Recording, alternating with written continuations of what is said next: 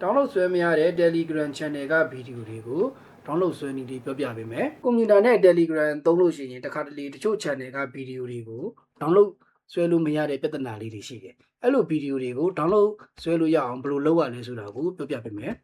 ဥပမာကျွန်တော်တို့အနေနဲ့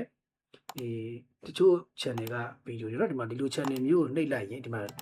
download button လေးပါတယ်တွေ့လားဒီလို download button မပါတဲ့ channel တွေရှိတယ်ဥပမာကျွန်တော်ပြဒီလို channel တွေဆိုရင် download button မပါဘာလို့လဲဆိုတော့သူကဒီထဲမှာ forward နဲ့ copy link ယူတဲ့ဟို function ကိုပိတ်ထားတဲ့အတွက်ကြောင့်မလို့ဒီမှာမပေါ်အဲ့တော့ဒီမှာအဲ့လိုမပေါ်တဲ့ channel ကဗီဒီယိုတွေကိုကျွန်တော် download ဘယ်လိုဆွဲမလဲအဲ့တော့အရင်ဆုံးအဲ့လို channel ကဗီဒီယိုတွေကို download ဆွဲခြင်းလဲဆိုရင် Chrome Web Store ကိုအရင်သွားပြီးတော့လိုအပ်တဲ့ဒီextension တွေ download ဆွဲရမယ်နော်အဲ့မှာ Chrome Web Store ကိုသွားပြီးတော့ကျွန်တော် Tamper Monkey ဆိုတာလေး download ဆွဲပြရမယ် TAMPER ဒီ Tamper Monkey ဆိုတဲ့ extension ကို download ဆွဲပြလိုက်မယ် add လုပ်လိုက်ပါနော် Chrome နဲ့ add လုပ်လိုက်လို့ရှိရင်ဒီမှာဒီလိုပုံစံလေးပေါ်လာလိမ့်မယ်အဲ့ကနေပြီးတော့မှ dashboard ကိုကျွန်တော်တို့သွားမယ် dashboard ထဲမှာဒီမှာ get some script ဆိုတာလေးကိုနှိပ်လိုက်မယ်နှိပ်ပြီးတော့ဒီ URL မှာကျွန်တော်တို့ကဘာရှာပြရမလဲဆိုတော့ Telegram Media Downloader ဆိုတာလေးကိုရှာပြလိုက်နော် Telegram Media Downloader ဆိုတာကိုရှာပြီးတော့ search လုပ်ပြလိုက်အဲ့တော့အဲ့မှာဒီမှာ Telegram Media Downloader ဆိုတာကြာလာပြီအဲ့တော့ဒီကောင်ကိုကျွန်တော်တို့ install လုပ်မယ်နော်ဒီကောင် install လုပ်လိုက်ပြီဒီမှာ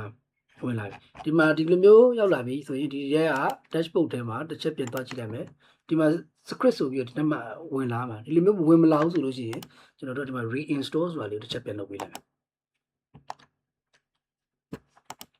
နော် reinstall ပြန်လုပ်ပေးမယ်ဟလာကိုဒီမှာထပ်ပြီးတော့ install ထပ်လုပ်ပေးလိုက်မယ်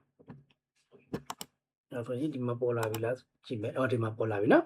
ဒီမှာ Telegram Media Downloader ဆိုပြီးတော့ဒီမှာ Telegram ပုံစံလေးနဲ့ပေါ်လာအဲ့ဒါဆိုကျွန်တော်တို့ခုနက Telegram video တွေတစ်ချက်သွားကြည့်မယ်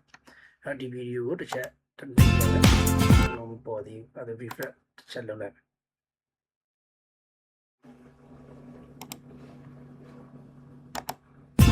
နော်ဒါဆိုရင်ဒီမှာ download ပုံစံလေးပေါ်လာပြီကျွန်တော်တို့ကနှိပ်ကြည့်လိုက်မယ်ငါဒီမှာဆိုရင် download ဆွဲလို့ရသွားပြီနော်အဲ့တော့ဒီမှာသူ့ရဲ့ download ဆွဲထားတဲ့ link လမ်းကြောင်းကိုကျွန်တော်ကြည့်လိုက်ပဲဒီမှာကျွန်တော် download ဆွဲတိုင်းပြီနော်သကောင်းအဲ့တော့ဒီလိုမျိုး download ဆွဲခြင်းလဲဆိုလို့ရှိရင်ကျွန်တော်တို့ Telegram application ကိုသုံးလို့မရဘူး Telegram ကို web version ကိုသုံးလို့ရမယ်နော် Telegram web version ကကျတော့ကျွန်တော်တို့ပုံမှန်တိုင်းပဲဒီမှာ Telegram web ဆိုပြီးတော့ပဲ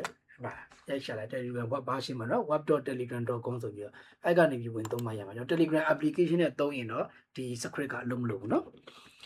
အဲ့တော့ download ဆွဲတာကိုပိတ်ထားတဲ့ website တွေကနေ channel တွေကနေ download ဆွဲခြင်းရင်ဒီနည်းလေးနဲ့ဆွဲလို့ရတယ်အဲ့တော့စမ်းကြည့်ကြပါ